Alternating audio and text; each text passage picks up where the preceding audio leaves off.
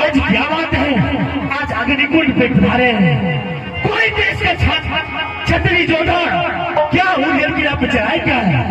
आप नाम बता दीजिए, दुश्मन को सर काट के डर से अलग करके आपके चरणों में डाल ना कोई माइकलाल हुलियर की रात पर चढ़ाई किया है, न किसी का हिम्मत है, लेकिन कोई मैं काम से आया हूँ, मेरा काम बनना चाहिए। मैं आपके दरबार एक संदेशा सुनाने के लिए आया हूँ। कैसा संदेशा? अग्नि सिंह मुझे बताइए। एक बात आप ध्यान से सुनिए। एक समय की बात है, आपका चांदनी घोड़ा को रुदल सिंह हर के ले गया था और वही रुदल से आपका दुश्मन तो मैं चैन की नींद सुला दिया हूं। यही मौका है अग्नि सिंह, अभी सोना रानी घर में अकेली सोई है, जाओ उससे थोड़ा उठाकर महाराज से अग्नि कूट के ले आओ, मेरा आत्मा को संतुष्टि मिल जाएगा। अग्नि सिंह ऐसा संदेशा लेकर आया था मैं। अच्छा बाबूजी, आपका कहने का मतलब ये है जो अभी सोना रानी अपने दरबार में अकेली सोई हुई है।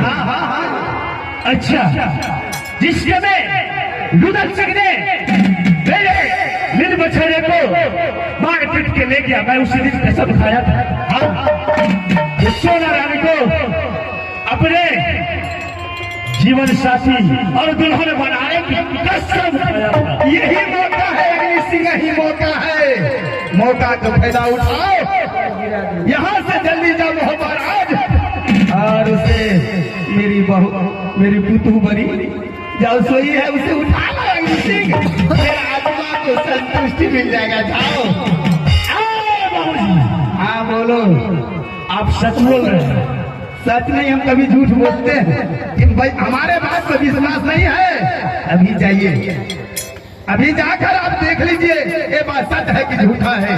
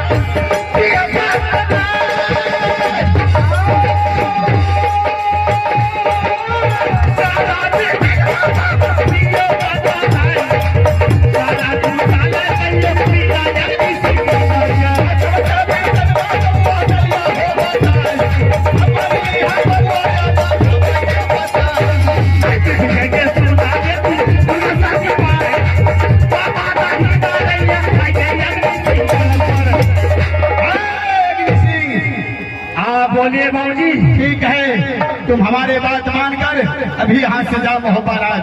अच्छा, देरी मत करो। ठीक है बाबूजी, आप यहाँ से जाइए। ठीक है। मैं और महुआ किला का जतरा बनाता हूँ।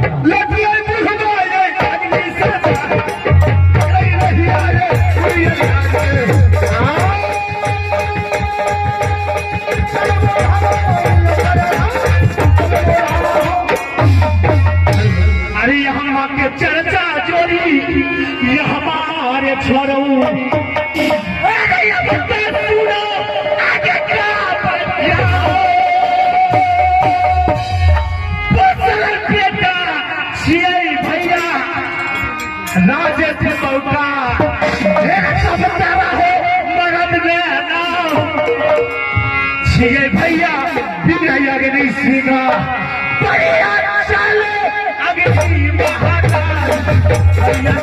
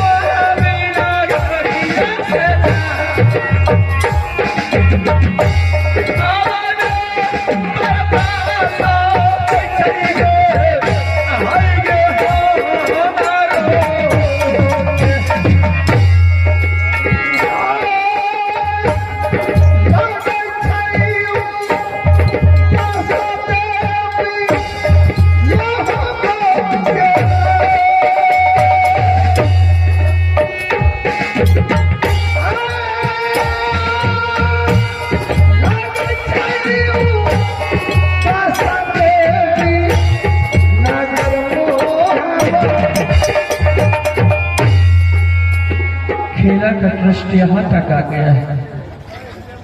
इस मोहनी किला में ना मेरे स्वामीनाथ रहे, न ही मेरे पुत्र इंदर सिंह रहा, न ही मेरे देवर जी रहा। मेरी गोतनी कैसी होगी वो तो मैं नहीं जानती हूँ, वो अपनी रंग महल में रहती है, लेकिन पता नहीं उन्हें मालूम हुआ या नहीं हुआ, ये मुझे भी मालूम नहीं है। मैं कितने दिनों से अपने राज को चलाते चलाते थक गई हूँ, और अब जात कितना दिन राज चला सकते हैं। मैं कुछ देर के लिए आराम कर लेती हूँ। आराम करने के बाद नींद हमारी पूरी हो जाती है तो मैं फिर से अपने राज चलाना शुरू कर दूंगी।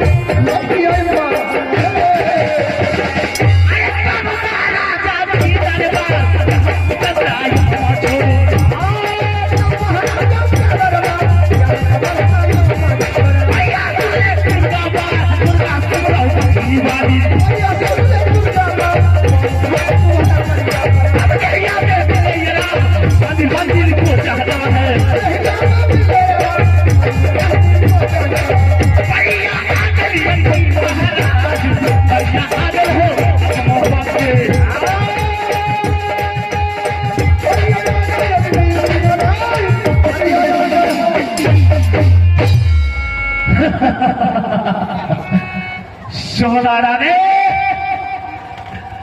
बड़ा बेचैन का नींद लोई की सो रही है। जय सोनारा ने, मैंने तुम्हारे यादों में 12 बरस इंतजार किया। आज वो समय आ चुका है। 12 बरस इंतजार का घड़ी खत्म। आज तुम्हें इसी नींद में अपने अग्नि कुंड ले जाऊंगा और अग्नि कुंड में जाकर अपना पतिराने बनाऊंगा। अरे ये हमारे चर्चा भैया, ये रे ये हमारे छोरू, ये रे ये बच्चा सुनियो आगे क्या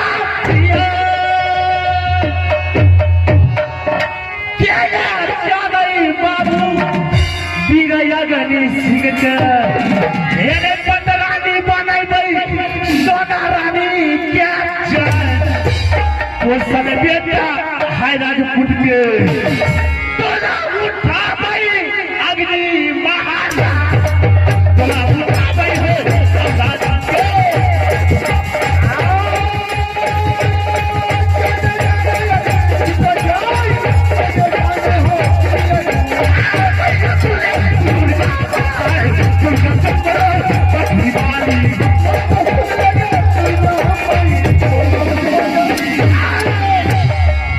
आज मैं सोना रानी को यहां से गोला उठा कर ले चलता हूं अग्नि कुंड में।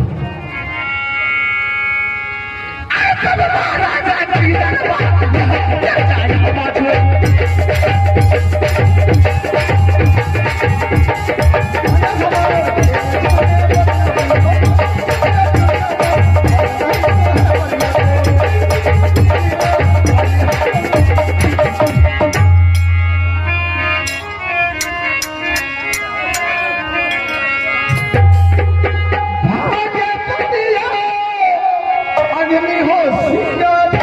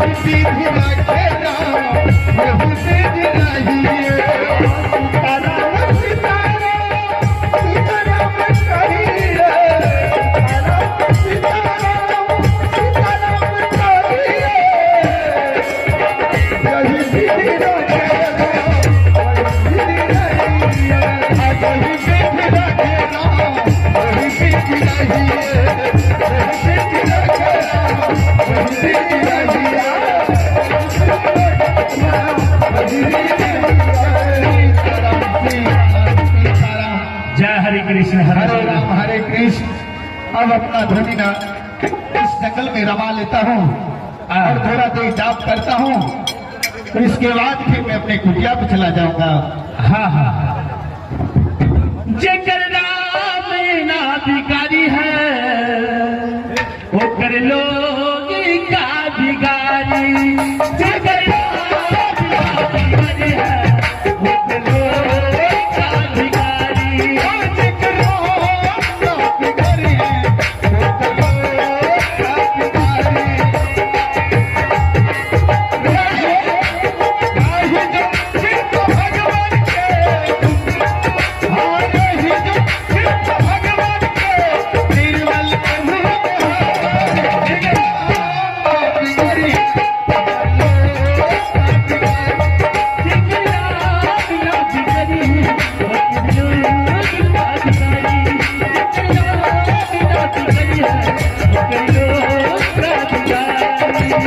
पूरा चाहेला दुनिया में मुदैया, ईश्वर की बिना मर्जी से खेले रखे कतैया।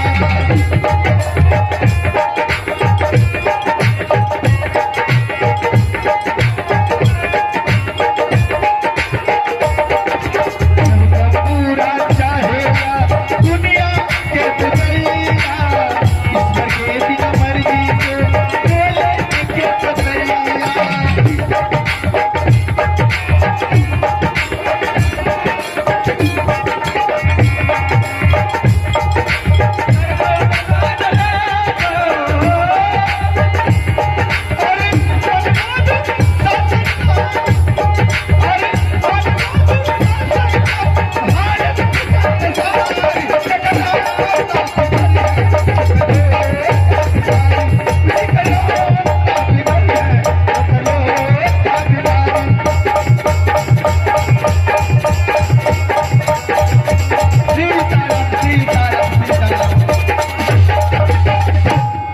हरे राम हरे कृष्ण